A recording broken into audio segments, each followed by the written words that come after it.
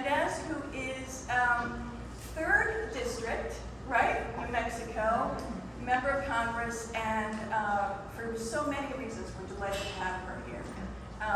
Welcome to Amy Castle Gallery. We have events here. First, I'm holding a spoon, as I used to, and I'm holding something that looks like it might be a ring of someone's.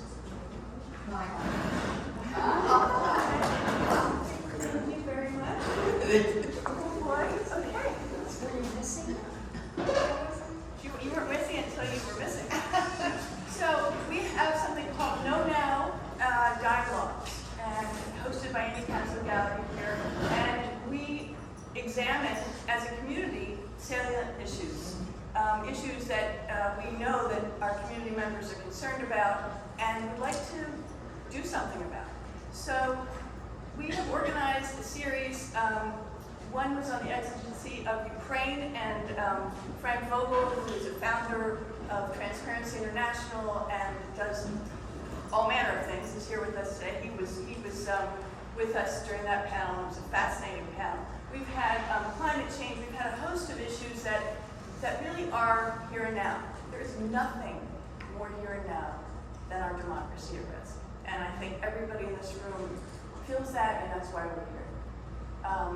We are not going to get crazy. We are obviously not going to go off the rails. We're having a very tempered, but I hope a really robust conversation, because tempered and robust, that's an oxymoron. So let's a very civil, but energized, animated, because we want to connect, we want to push each other, and we want to learn, and we want to come out of here with some good ideas to move forward. Hi, Karen, Fernández.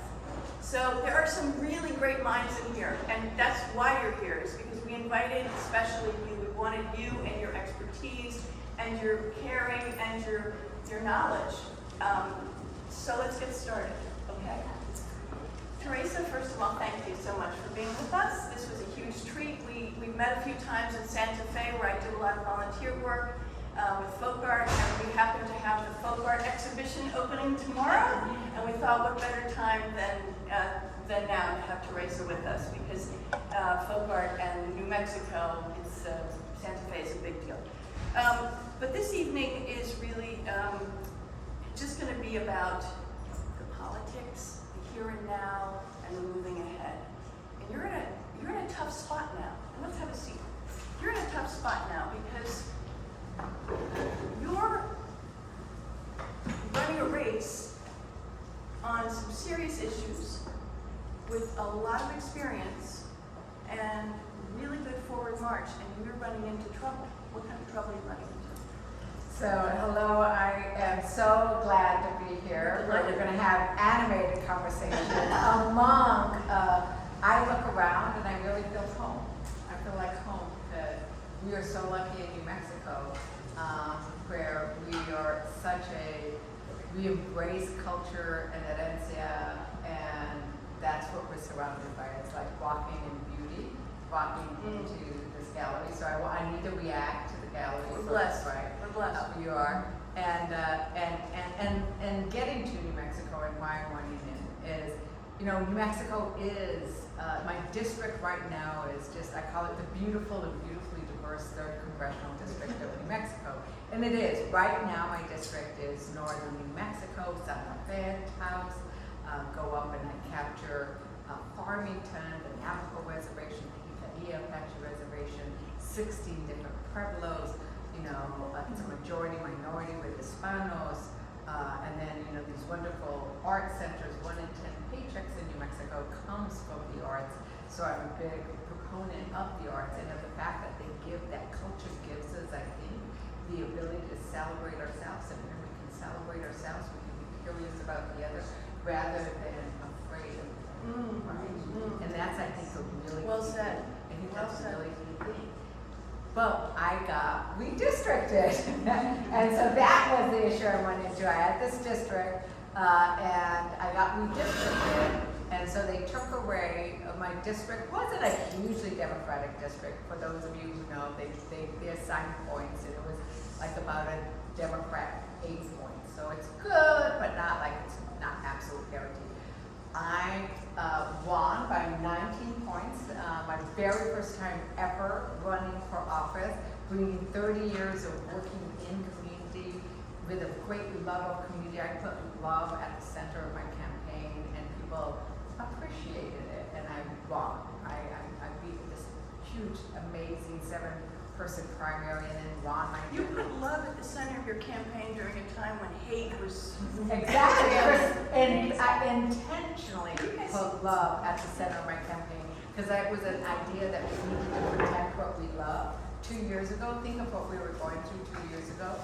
And 2 years ago, I started running in 2019 when Bedway went down. But it's like our democracy was at risk in my mind. Our planet was at risk. We were not investing in our children or families. I think our humanity was at risk when you think of what we were doing in the border in terms of pulling children away from their mothers. That is humanity, right? That is not where we're. So I said, I'm running in a policy of protecting what we love, and what more powerful place to make policy from a place of love.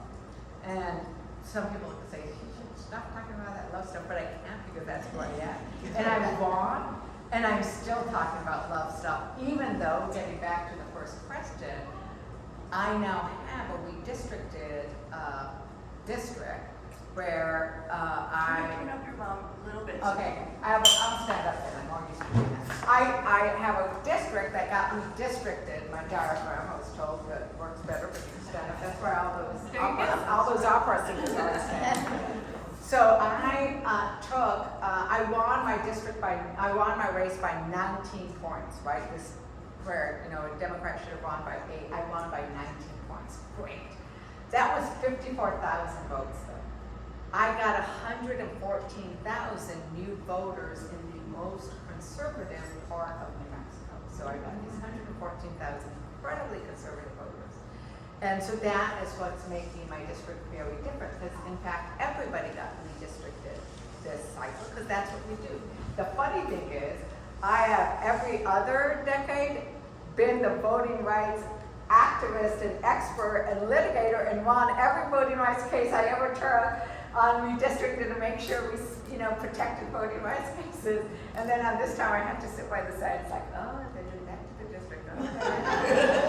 If you can't handle that, you can, right? Well, actually, I think they thought I could handle that. I'm not sure. I don't speak about it other than that's what I have. And I still say that I am going to be representing a beautiful and beautifully diverse 3rd congressional district, because those parts of the state have their own beauty. It's different than the parts I'm used to running in and living in, but it's still its own beauty, and things are the same in the sense that I come from a ranching family. There's a lot of ranch land out there. But Teresa, talk to us about, because the redistricting, we're extrapolating your experience into a national arena here, and looking at really this threat to democracy. So we have moderates and left of moderates. We have a lot of flying zones in here too. Doors are open. We have moderates and left of moderates having a lot of difficulty fitting in.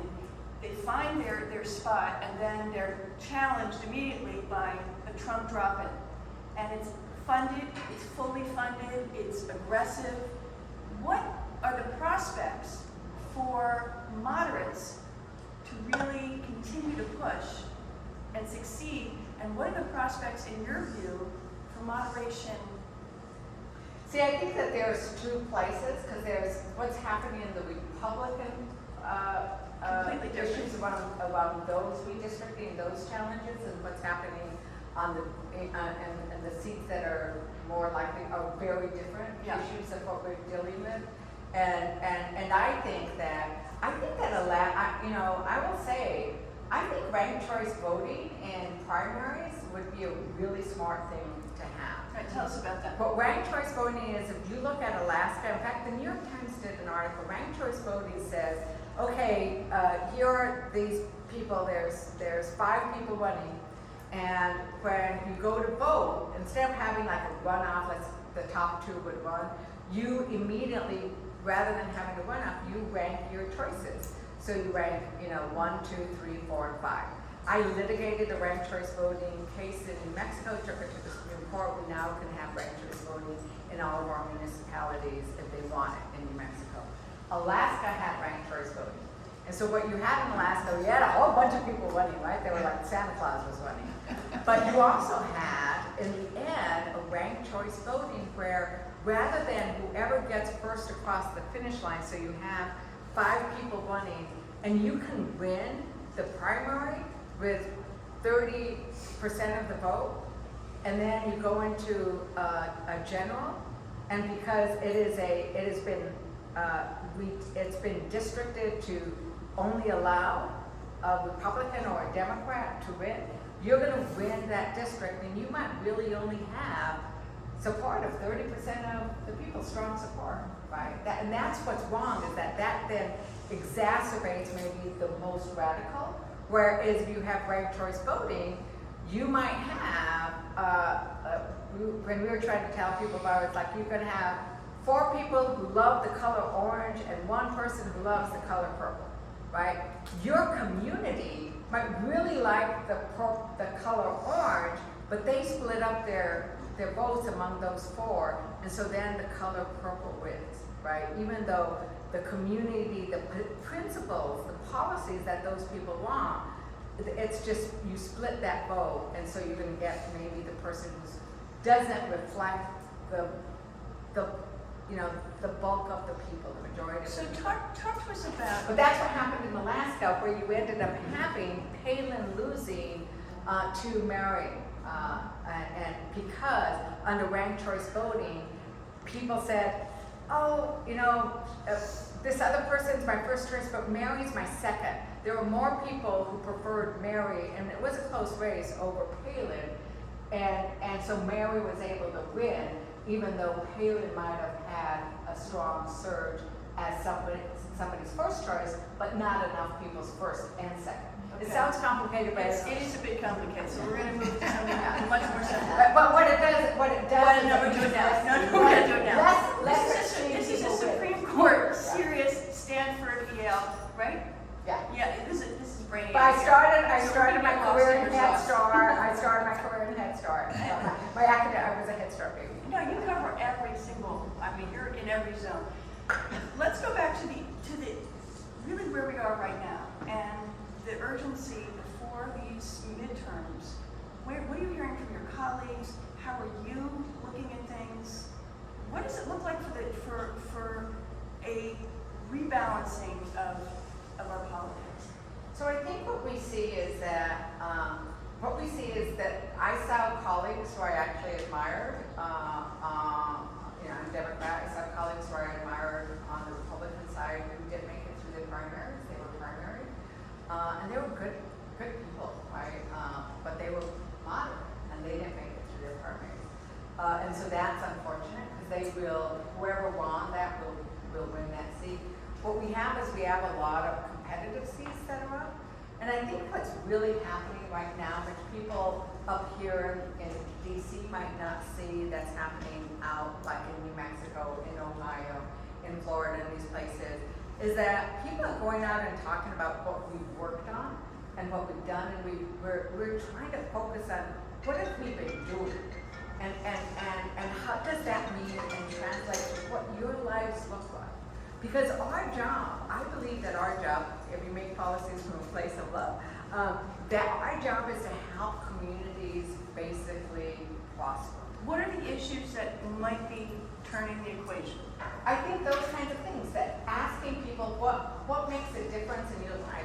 The infrastructure bill, when people are going out and telling people, we are getting clean water to your homes where you haven't had it. You've had lead in your homes, so like Navajo in my district, they haven't had water at all. They're like, wow, we really like that. In my conservative new parts of my district, I have taken so much money to bring clean water to those areas.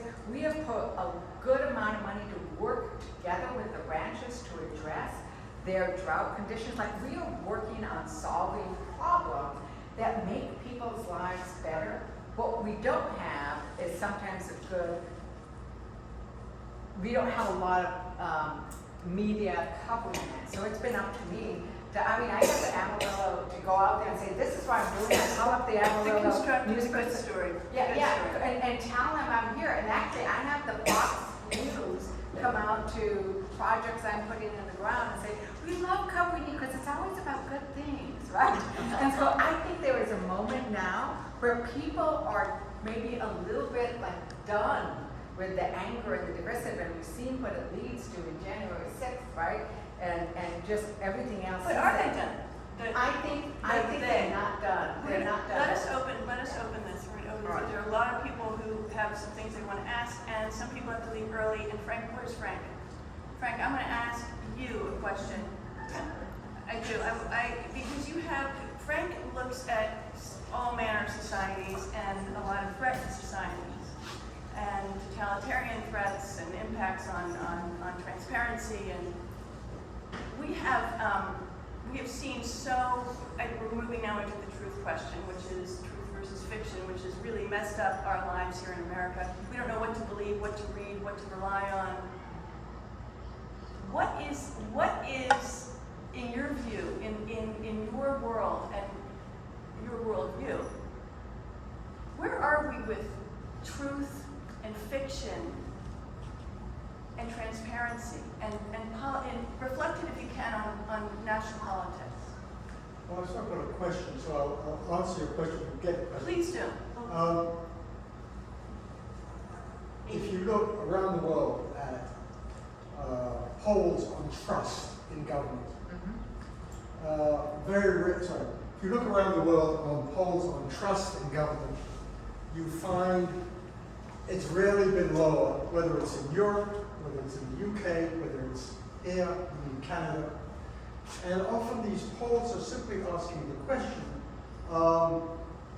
did the government deliver on what it promised? And 90% in many cases are saying no, and that trust has fallen. But another element of that, which comes out very strongly, and I'd say stronger in this country than in most, relates also to money in politics. When one person gives $1.6 billion to far-right Republican causes, it's very hard to go anywhere in the world and explain that that's what democracy is all about. And when you look again at these polls, this issue of money in politics in the US has had an enormously souring impact on people's trust in government. And it may have contributed to a diminution of interest in democracy. I'm not sure. You would know. But time and time again, people say, is it impossible, particularly with this Supreme Court, is it impossible to roll back Citizens United? Is it impossible to deal with this curse of this massive amount of dark money that is in the system? How does that affect you in New Mexico? And So, how do you see this more broadly? yeah. Thank you. Well, you know, we really want to get rid of End Citizens United. I'm an End Citizens United. And give them a little paragraph. What are they? It's a little paragraph of what? Citizens United. Oh, and Citizens United, everybody knows that's when the Supreme Court said, yes, corporations are people too, and therefore that's money is free speech, you can have as much of it as you want. And they hemmed us in so many places. The only thing we can do with that Supreme Court case is disclosure. And so that's one of the things that if you look, and there's several things we can do with that case.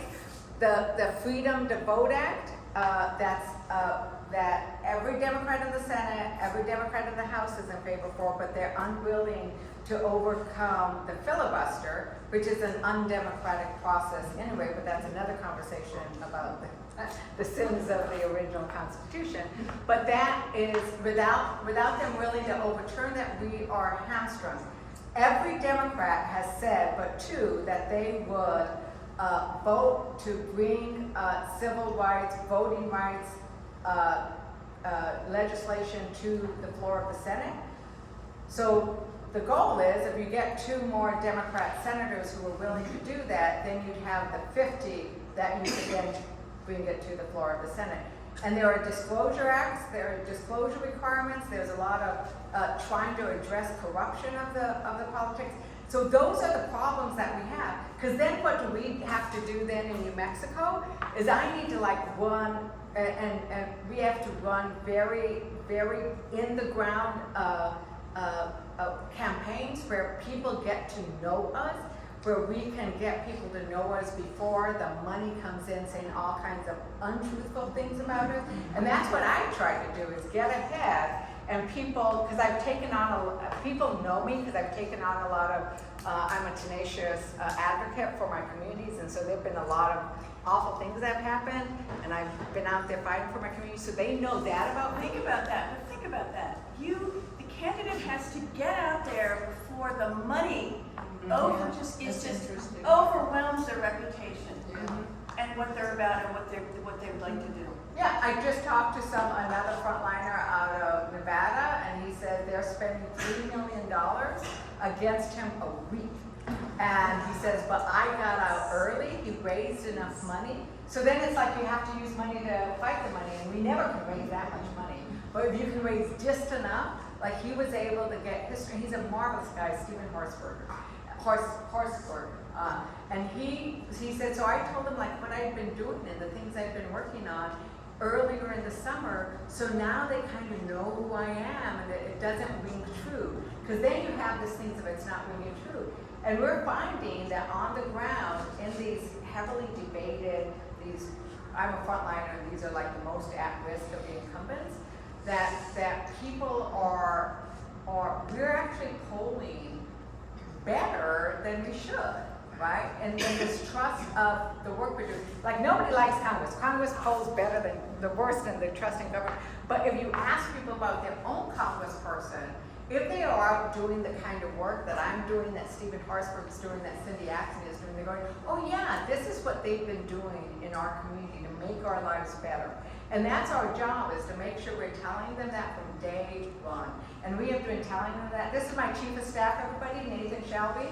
I have the best staff ever. I get to get credit for all the great work they do. And some of the great work they do is actually making sure we are in constant communication with our community on all kinds of things. So the local. Vicki Blueston, a dear friend, former Holton Arms classmate, and a force at NBC News and the Washington Bureau.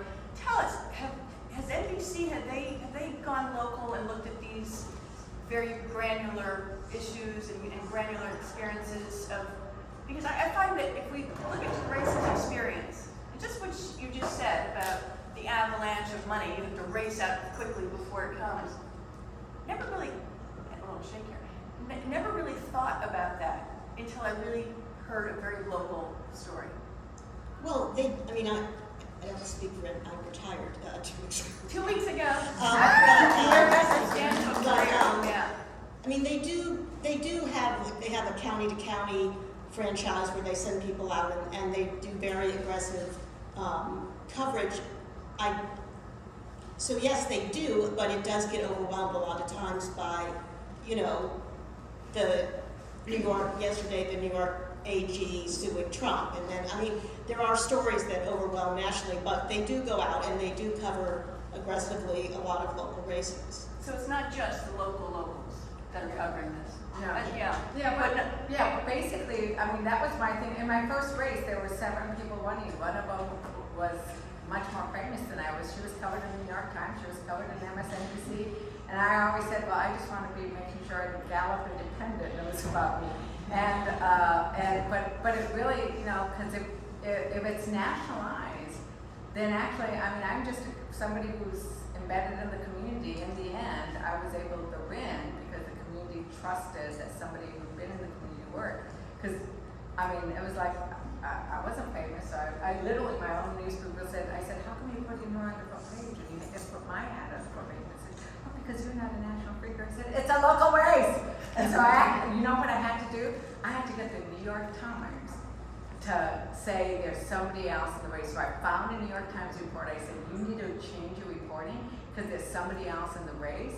and I'm gonna win because I'm from the community. And he actually did, they did a piece. It was Valerie Plankton's one. She has a great story, so of course everybody wanted to have her, and she was always on MSNBC. But when I finally got the New York Times piece to say, oh, there's somebody else running, when I won the primary, it wasn't that I won, it was Valerie playing lost, right?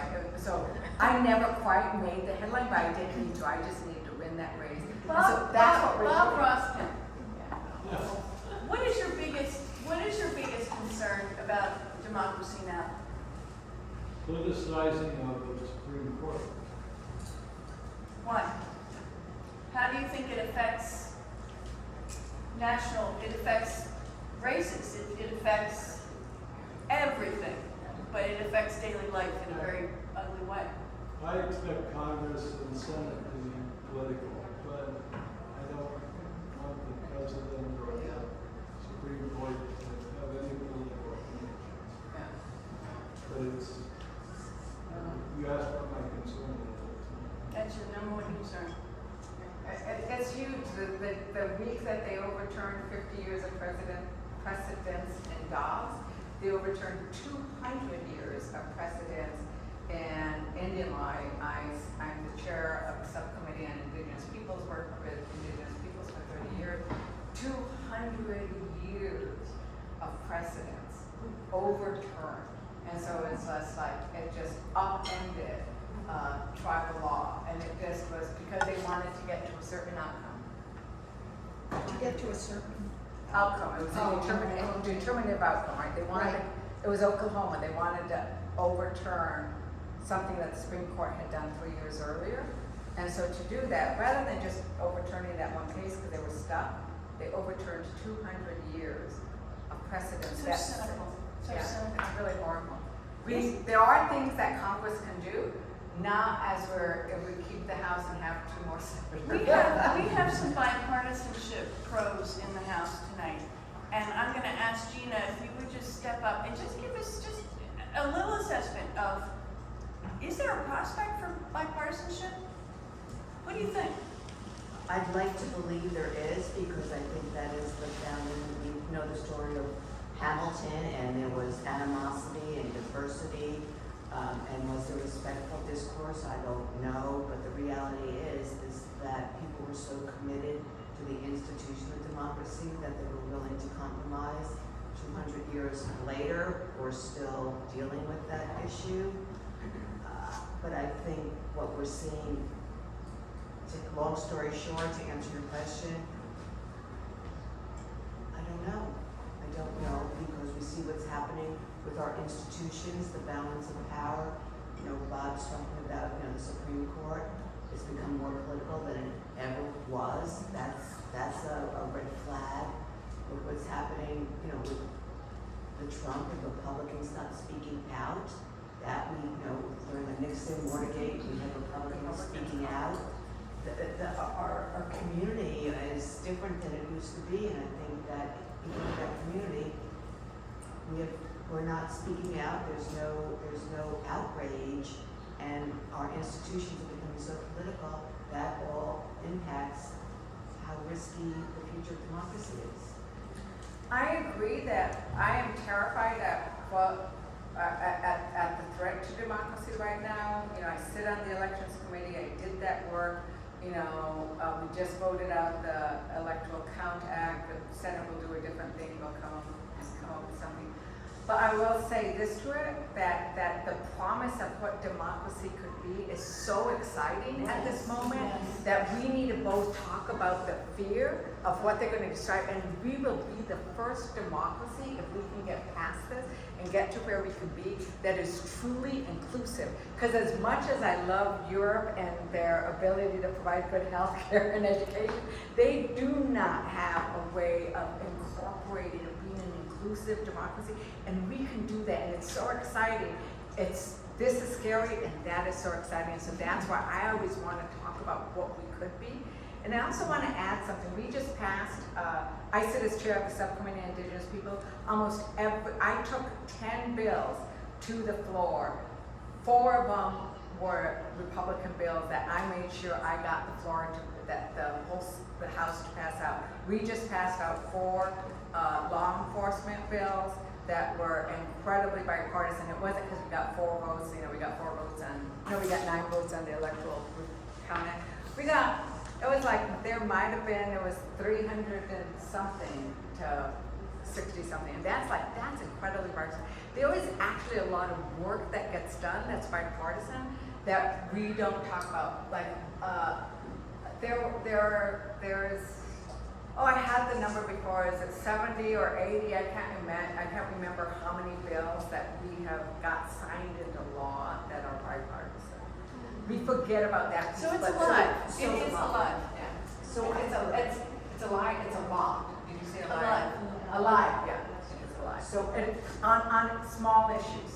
So I worked on the Bipartisan Policy Center at think tank in DC, bringing Republicans and Democrats to the table, find common ground, and co-sponsor bipartisan legislation.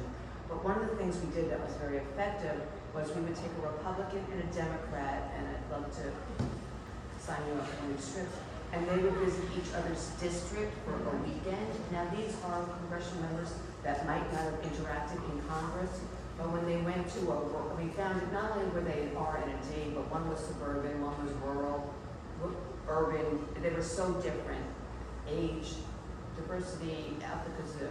But when they spent a weekend together and they were all focused on the same issues of public school, homeless, hunger, food deserts, whatever it was, and they saw that we're all dealing with the same issues regardless of where they live. We might come at the solution slightly different. They then would go back to Congress and co-sponsor bipartisan legislation. So if you focus on those small little initiatives, then I think there's hope, because there is mutual respect. It's just the media doesn't cover it, and we hear all negativity, and we start to think that our democracy is at risk. Right.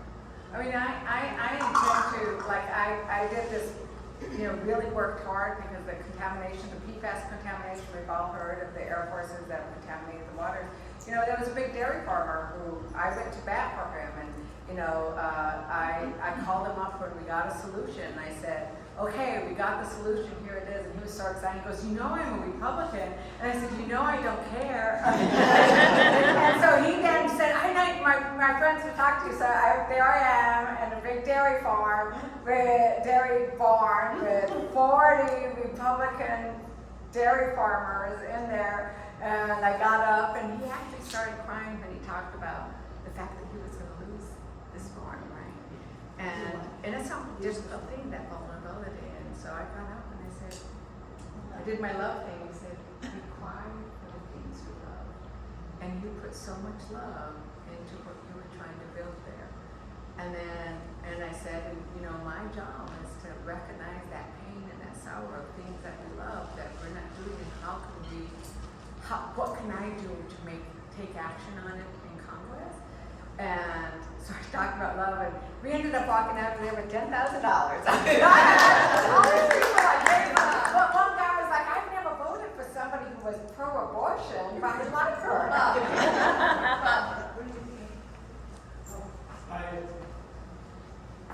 I oversimplify things, but we keep reading that democracy is at risk because locals can throw out votes, right? And why doesn't Congress pass rules to stop that? Why doesn't the House do something about it? We just passed yesterday the presidential election count act. No, it's electoral count act. We call it the Presidential Electoral Reform Act. We just passed a bill yesterday to do just that. Good. That would make It's a all bill. done. That was it. You're right. We're on it. Thanks for letting us know about it. The Senate has a different version. Their version does not destroy. We think ours is better, of course.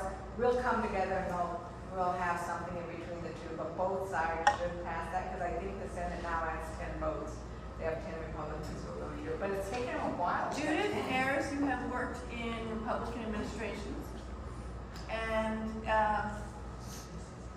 Which one's remarkable environmental. Oh, Nixon was one of the best Republicans. I was, in Reagan, I was the regional administrator for EPA in Region 9. I Your region, yes. So, Region 9 stops at Arizona. Right, yeah. And, We're in Region 6. and then in Bush 43, I was the assistant administrator for international affairs. Yeah. So I know about those dairy barns. Congratulations. And they have a little bit of And your methane work is so problem, we're working important. on that too. Listening to various thoughts there, a thought entered my head regarding bipartisanship and the process of appointees who at certain levels go through Senate confirmation. I did this the last go round. So there are various steps to the process. And so I started down, you have all these keepers that make sure you're going here and there. And you go around Capitol Hill and you meet members of the committee. And so I met the members of the committee I was going to go for. And I noticed about halfway through that tour that I was only meeting Republicans. And so I suggested that I'd like to meet the Democrats. Now, at this time, mind you, a friend and in many ways, and a noble adversary, Barbara Boxer, was chairing the committee. I thought it could just say hello to Barbara. We worked together when out in California. And another member of that committee was Hillary Clinton. And I thought, this seems smart. It was very interesting when I made this proposal to the White House that I'd only met 50% of the decision makers. And that what I really wanted to do was to, meet the other side of the aisle. And in fact, I did. And was questioned as to whether I was really a team player because I was so interested in meeting the Democrats. I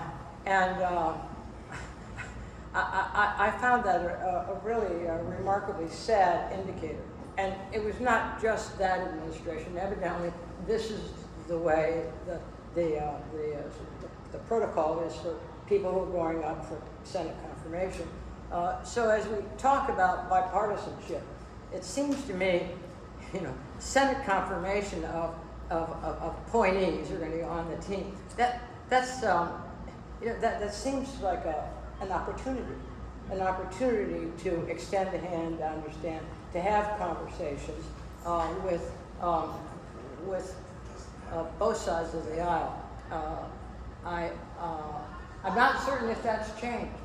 A wonderful story on that is Deb Holland had Republican Don Young introduce her when she was going around for Senate confirmation. So at the hearing, she had a Republican present, do the introduction of her, which is beautiful and wonderful. And she credits him for her being able to be confirmed as Secretary of the Interior. Here. She relied on a Republican. Michelle Manette, you and your family have a long history of Democratic Party running and watching. What do you think the prospects are for this party to get it together? Come up with a candidate. Come up with So just a little explanation of what you mean by that. by your family. Yes, so my name Thank is you. Michelle Manette. I am a native Washingtonian, was born here, grew up on the West Coast, returned to DC in the Reagan administration times, and in my late 30s was the first time I ever went to New Mexico. And it is indeed land of enchantment. It is such an honor to be with you tonight, and the voters of your current district and hopefully of your district that you will face in November, they made exactly the right choice. Yes, Valerie Plame was very well known, but she was not, in essence, the New Mexican that you are. So, my father was chairman of the Democratic National Committee in the first Reagan administration, so 81 to 85, and that brought my parents and my brothers back to Washington from Los Angeles, which is something to sacrifice, I would say. We moved from the West Coast here. My dad was in opposition as head of the Democratic National Committee. So to Ronald Reagan and all of the force of Reagan, and then we had Walter Mondale as our party nominee. The important thing about that race, of course, was we had our first ever female vice presidential candidate. History was made, progress was made. We weren't successful, but it is a long trajectory. So I've been around politics my entire life, and that's what happens in families. Sometimes it isn't by your choice, you are just brought into it. But I have had the privilege of working on Capitol Hill as a staffer, and so I honor staffers and really understand and emote for their work in ways that not everybody does. And I have many friends who are on Capitol Hill now, in the majority, but I do know Republicans. I've known Republicans all along. I work on the House Foreign Affairs Committee staff. I think that the prospects for individual candidates in many races are very strong in this cycle.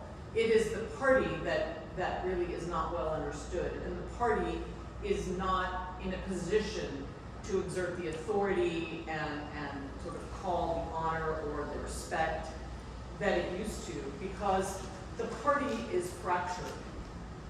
Not in necessarily the negative sense. I think it's hard to have a party that represents the incredible diversity of this country, that is a Democratic Party, that is, unified, because there's so many forces and ambitions and differences in this country. So I think we need to ask the question in a different way, really. It is, going back to relationship with the Democratic National Committee, it is troubling to me personally that Jamie Harrison isn't really more visible and isn't more known and isn't sort of asked about or related to on a regular basis. But I think that individual candidates and state parties figured out some time ago, if I'm going to carry forward, it's up to me. It's on me. The party isn't really going to be that platform, that basis, that carry me on a wave in the way that I would hope. So each and every candidate, especially frontliners, and frontliners are somewhat vulnerable candidates. I'm a frontliner. They need to preserve themselves, and the realities of the way the Democratic campaign committee, the DCCC, work are pretty ugly. The DCCC doesn't support a lot of Don't candidates. get into Washington weeds. So, but I think this is a sophisticated group that may or may not understand all of you know what the DCCC is. So I think that we need to really look at a lot of the granularity of the way the primaries have gone. One of the things that's very disappointing is the media never reports on true turnout and new registrations and how many of those actual new registrants voted. We need to find a way to entice the media to cover things better. But let's go back to even a more basic thing. Why doesn't the media talk about the full range of candidates in a race? The fact that you had to keep knocking on their door and reminding them there are multiple candidates in my primary, and even at the end they weren't talking about you. That's shocking. That's a dereliction of duty. So I think it is overall such a complex environment that we operate in that really makes sense, and what I would argue NBC News does a good job of. They will spotlight certain races and also carry through coverage across the time period, which is important. But they don't, they're limited resources and what have you, and they're always chasing ratings. And ratings are a big part of the story. So the Democratic Party that carried Joe Biden to the presidency, along with a lot of independents and Republicans. I think the many leaders of the party need to keep talking about that. But right now, in the 50-day window before this election, we have to be very precise about what has worked, and very lamentably talking about how working with Republicans to pass legislation is not what's going to motivate enough people to make that difference. BPC, which I'm very much a supporter of and a believer in, they try very hard to do that, but it's hard to really get sustained engagement there. BPC is a bipartisan policy center. Yeah. So I think that We take your point. the but prediction but game I Michelle, don't want to get into, Yeah. but Michelle. look at the quality of candidates between the two parties in both House and Senate races. In your race, in Abigail Spanberger's race in Virginia, she also is facing a very different district. the quality of the candidates between the two parties right now, across the board. Shall we talk about the governor of Florida? Well, before we do, Michelle, you said something very interesting, and we're not going to do that. I want to ask you about this. It's fractured and maybe vacuous in some ways in terms of helping launch or be a springboard for candidates, the Democratic Party. I think that's what I distilled from part of what you said. Yet the Republican Party seems quite the opposite. It seems not all Republicans, but some big funders and big ideators of the Republican Party have a lot of money and a lot of organization and a lot of planning and a lot of candidates to drop in and support. So I just wanted to get an understanding from you, especially from these frontline, candidates. I think we both do, both Yeah. parties do, but it's understood. It's just much more streamlined and simplistic in the way the Republicans define things. I get this, but Versus the Democratic Party, going back to FDR, and I would say the modern party really started post Jimmy Carter. We want to be more fair to all, inclusive. My father fought many party rules about that, frankly, things that are really minutia for a lot of folks. But he had Jesse Jackson as one of the leading African American candidates at the time, and there was a lot of Michelle, disquiet I about understand. Hold on one second, because I really want to just pause for a second. The inclusiveness of the party, no one disputes. No one disputes the complexity of all of. You've got everything from anti-unionists to unionists in the party. But the Republican Party also has a very wide array of people who still are party members, whether they're active or not. It is a very wide array, and you see serious, frightening extremists juxtaposed to someone you will do work with and policy work and develop. Every single Republican who voted for the reforms to the Electoral Count Act, which are seen as, we shouldn't need them, but we now know we need them so that somebody doesn't have, not a single one is coming back to Congress next year because they lost their primary or they decided they were not going to run because they knew. And no one's stepping up now. No, they lost. But now when people have to step up, Republicans, there's a lot of consternation among Republicans that other Republicans aren't stepping up to perhaps distance themselves from some really ugly behavior of the leader of the party. They're afraid to do that because of the punishment in the polls. So what are the prospects truly for moderates to hold on? Or are we just going to go to extremism? In the Republican Party, on current terms, the outlook is very grim. Look at Christine Todd Whitman, who knows a thing or two about the Environmental Protection Agency, former governor of New Jersey and EPA administrator, a conservative, probably fairly fiscally or socially conservative Republican, but someone who found common ground with people across the administration. She has teamed up with others to set up, an independent movement altogether called, what is it called? What are the prospects? John Yang. Because she sees no path. Yeah. There is no path for moderate Republicans, really. So what are the prospects for? But what I think is really more interesting is the great work that, looking at here at some of the godmothers of Emily's List have done in terms of the manner in which Democrats, I think, have encouraged, like if you look at our class, if you look at my class, there weren't very many of us, although many of us, we got a whole lot more because people went on to serve in the administration and different things. But like the work that's been done to encourage in the because I can't speak to what they've done, I can only speak, and it's not monolithic, it's like the Democrats don't choose people, but they do, I think, encourage. And the work that Emerge has done in training women to run, the work that Emily's List has done, I think a majority of the Emily's List candidates now are women of color. I was running and they endorsed me, a woman of color was somebody who wasn't, even though I wasn't women. I mean, the work they have done, the work. How did you find each other? Well, a very good friend of mine, my business partner actually, a woman named Marie Bass, introduced me to Teresa when she looked at running for Congress in 2008 or whatever it was. So we've known each other a long time. But I think what Teresa is talking about is, I mean, I think for me it's hard to talk about the problems of the Republican Party. To me, I don't see much hope. But I think what we can see is hope for our country. And I think we're seeing it in leaders like, Teresa and others that are coming forward and are making a difference. And so I think to your point about the Democratic Party, that's the way the Democratic Party as a party has always been. I think candidates come from local places. They don't come from the party. People decide to run.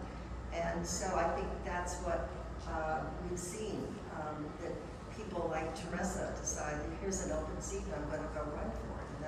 And that's what Emily's List did, was help all those women who wanted to run to have the resources when they wanted to run, and then the technical assistance and strategy.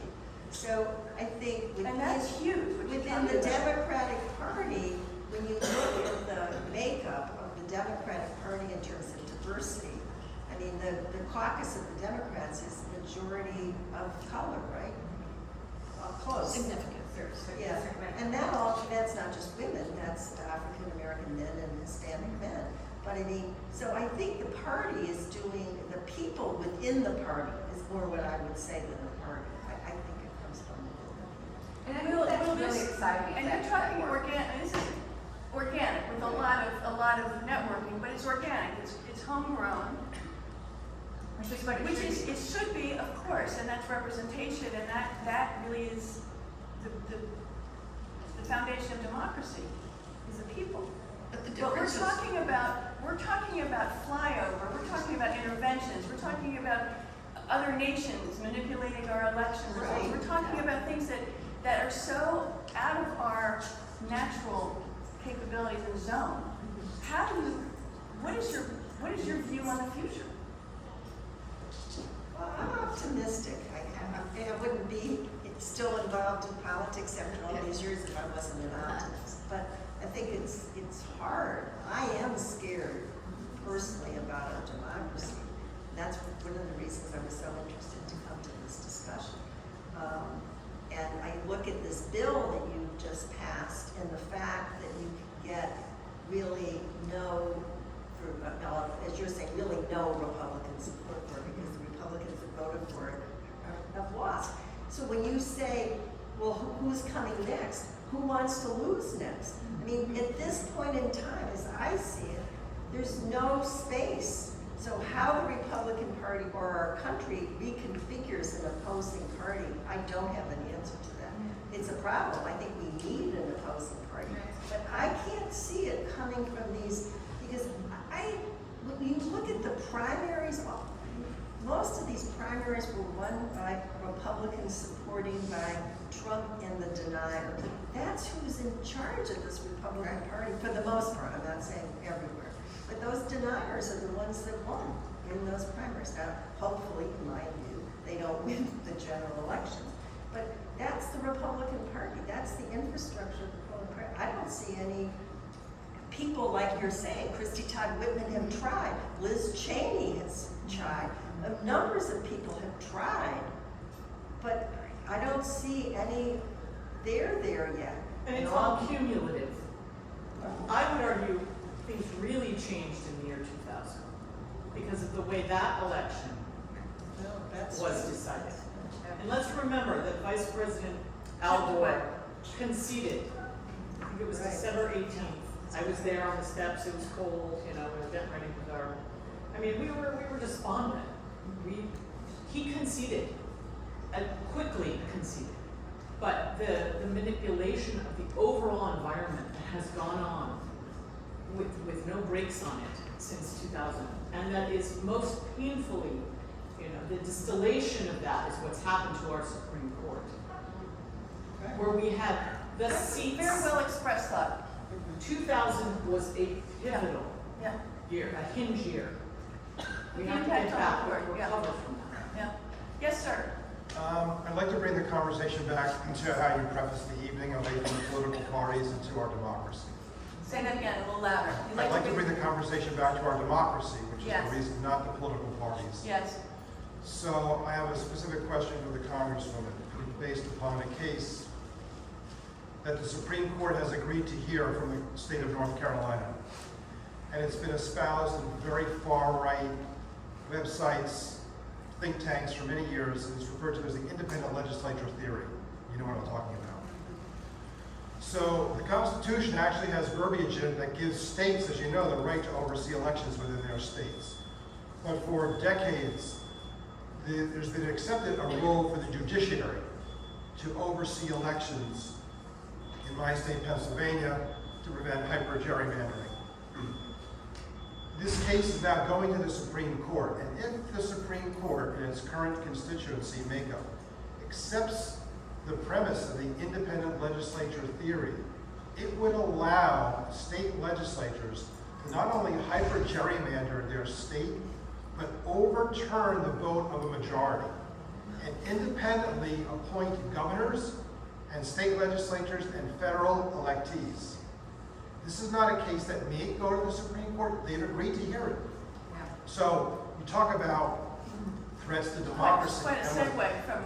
That's, I mean, I'm not a politico, but I do read, and if they accept this theory in totality, it could literally mean the end of majority vote. What do you say to Hank? No, I think that those cases are really absolutely scary, as you've noted, and that we have, I don't think any of us anticipated how extreme this Supreme Court was going to be. We worried that they were going to overturn Roe, but I don't think, that's why I tried to make the point about what they did with the tribal law case, because that tribal law case is actually the basis of a lot of federal-state relationships, that the federal has supremacy on it. And that's what I raised, is that when you overturn the Marshall Trilogy, we're talking about 200 years of precedent, that overturns a lot of the ability of the federal government to have precedence over a range of issues. My fear actually is they're going to use that case to go further. They're going to use the independent legislature to go further. And what that requires is that you have a Congress that can respond and that can say, no, this is the law, because they are relying on us not passing anything because we don't get these things passed. That is the problem, and that's why we actually have to break the gridlock of being able to have a Senate that is willing to take up legislation without a 60-vote rule. Because the Congress, the Constitution reserved to the Congress the ability to make laws over federal elections. So it's not a federal takeover of the law. The founders of the Constitution were very aware of the fact that state legislatures could undermine the federal system. And so they said the federal government, the Congress has the authority, if it chooses, to write those laws themselves. So states, if it chooses. If it chooses, and what the Supreme Court and what all of this has been relying on is that we can't get it through a Senate. We can get it through a Democratic House, but we can't get it through a Senate because we no longer have the 10 votes necessary to protect democracy. 98-0. The last time the Voting Rights Act was reauthorized, 98-0. Not a single person voted against it. We cannot get 10 Republicans to reauthorize the Voting Rights Act. That is the ultimate foundation. I go around saying it is not a Democrat or Republican thing. It is un-American to vote against something that says we are going to make sure everybody gets to vote. I want Republicans to be able to vote for me or for my opponent. I want everybody to be able to vote. And Republicans in the Senate are unwilling to do it when just a few years ago they were willing to do it. So that's why we need to get enough people willing to take on civil voting rights legislation in the Senate. That's why I'm so So in focused the on absence this. of the Senate doing anything, this does open the door for the Supreme Court. Of course it does. That's the problem, is we need to be able to act, and if we have the inability to act, and we have a few senators who are willing to do it, but we don't have 10. We don't have to, when you think about last time we had 48, we had 98. There were 2 who won't vote, but we had 98 because everybody, it was signed into law. It was reauthorized and signed into law by Bush. Right? Bush, the last time we reauthorized the Voting Rights Act, President Bush is the one who signed it. There was no controversy over it because the idea of voting is not partisan. Voting is sacred and ever so fragile. So, on that note. On that note, anybody, am I missing anyone? Any comments? Any questions? I have a Please. question about money in politics. This pertains to, I think, Congress in particular. About 5 years or so ago, there was a segment on 60 Minutes, and I forgot the congressman's name, but he was leaving office. He said, I just can't tolerate this anymore. And he said that he spent, and he said it was most everybody else too, 8 hours a day, every day of the week, raising money. And I just wondered how you feel about that and how accurate that is currently. I mean, he acted as though this was, it just had to be, you know, the leadership required it. I will say that I do not spend 8 hours of every day raising money. I spend more time now that I'm a frontliner than I did before. But it's not 8 hours of every day. I actually spent a lot of today doing that. But you know, I'm a congresswoman, so I actually have to go out and go in my district and listen. You know, my main job is to listen to my constituents, right? Because I always say when I'm doing a regular stump speech, I say, you know, I was trained as a rebellious lawyer, but it's the most important thing, the most rebellious thing a lawyer can do. Listen, right? And that's my job as a congressman, is to go out there and listen. So I can't do that. I don't think that's accurate, but maybe other people have it. I'm a brand new frontliner, so I don't know. But I don't spend that much time. I spend more time than I'd like. I actually have marvelous conversations with people, like, you know, I've had marvelous conversations all over the United States raising money, so it's not horrible. But you're also, Teresa, because of the issues that you tackle and the constituency that you represent, and also what you bring to us on a national level, you are really, you're a great lead for us to look at what's happening in the field, and you're a front runner. You're a front runner. Yeah. You're a frontliner. Yeah. Frontliner. Yeah. Frontliner would be better. Yeah. So I don't know what it is for everybody. I know that people who are in much more difficult races, because there are more difficult. The frontliners. Is there about 30 of us? I think there's about 30 of us. Some of us. Where are Frontliners are the most. So the DCCC will identify the incumbents that are most at risk of losing their race, and because the best way you can do to keep the House Democrat is to not lose any incumbents. And so they put them on what they call the front line, and those are like right now they're the 30-some people who are most vulnerable. There are, you know, different levels of vulnerability, and there are those who have, like I was not a frontliner when I first ran for office, and for the first year until I got redistricted, and then I had to run over to the front line and start raising a lot more money. But those are the frontliners, so those are the 30 people who are most at risk. They spend a lot of time raising money. Are they all over the country? They're all over the country. They're in California, they're in Texas, they're in Florida, they're in Iowa, they're in New Mexico, they're everywhere. Yeah. So I don't know if it's that, I can't speak to other people's experience. I kind of wonder why it would even be necessary when 97% of the congressional candidates are reelected. Yeah,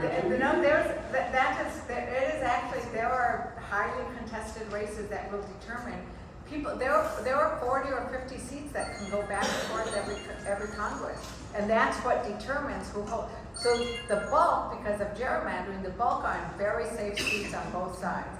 But it's this middle that is fought for all the time. And right now, if we lose, how many seats? We lose 5. If we lose 5 seats in Congress, we lose the majority. And they've already told us what they're going to do when they take office. They're going to go for a federal abortion ban, They're going to go after Medicare, they're gonna go after Social Security, they're gonna wanna privatize that, and then they're gonna wanna impeach everybody, and we're gonna spend, remember the Benghazi? I mean, how many hearings did they have on Benghazi, right? We're gonna have hearings after hearings, they wanna impeach, I don't know how you impeach Fauci, they've actually said they want to impeach Fauci. He's retired, right? They wanna impeach Fauci. It's like, so we're gonna spend all this time doing nothing. But that's what's gonna get really ugly. That's So why. it's 30 yeah. around the country at risk, and that's really what we're talking about tonight. It's a numbers game. It's a numbers game. It's a numbers game. Peter Middleberger, you No, had. I'll pass. You sure, Peter? Peter is. Well, I was just gonna say, I hope you win, I hope Democrats win, but I wish you'd take the advice of former Congressman Tim Romer and Dick Gephardt. Don't pump money into Republican campaigns to defeat moderate Republicans. Oh, I do. I personally never do that. I think that Repeat that. Don't pump money Into Republican primary campaigns to defeat moderate Republicans, as they did in Michigan. I don't agree. Everybody hearing this? Yeah. That's kind of passed on the primaries. I don't. It's a good point, though. Very good point. Yeah, because you end up doing that. We really do need, I mean, the Freedom to Vote Act has a redistricting provision which would create redistricting so we can get rid of these extreme gerrymanders. So, thank you for asking me. Thank you.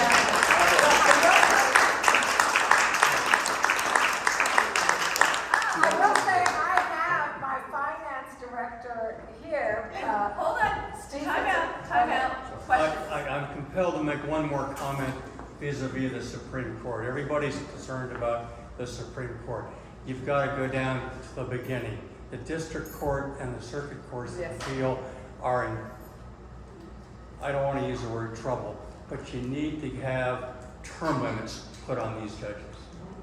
Term limits, we need conflict, and those are things that I think Ethics we can, also, but those you are have- things I think we can get through. I don't think we can get through some of the other issues where people want to have, but I think we can get through conflict provisions, term limits, certain things like that we can The get district through. courts and the circuit courts have conflict, codes Yeah, we don't, but on the professional Supreme plus- Court level. The Supreme Court needs Yeah, it. I But- agree. But this, basically, lifetime tenure in the federal judiciary is a major issue, Yeah. major issue. I agree. Well, I was going to just introduce Steve Fitzer in the back. If anybody does want to help me get reelected, because I don't spend 8 hours a day, but if anybody is willing to help me get reelected, Steve Fitzer is there and can advise on how to do it. So the tall one is chief of staff on the campaign side. This was a beautiful conversation, and I think we all learned a great deal about the exigencies here, which are profound. And in my view, democracy is in crisis. And I know we all have to do our individual parts, and I'm gearing up to do mine. Thank you for coming. Thank you, Amy. Thank you. Thank you, Amy.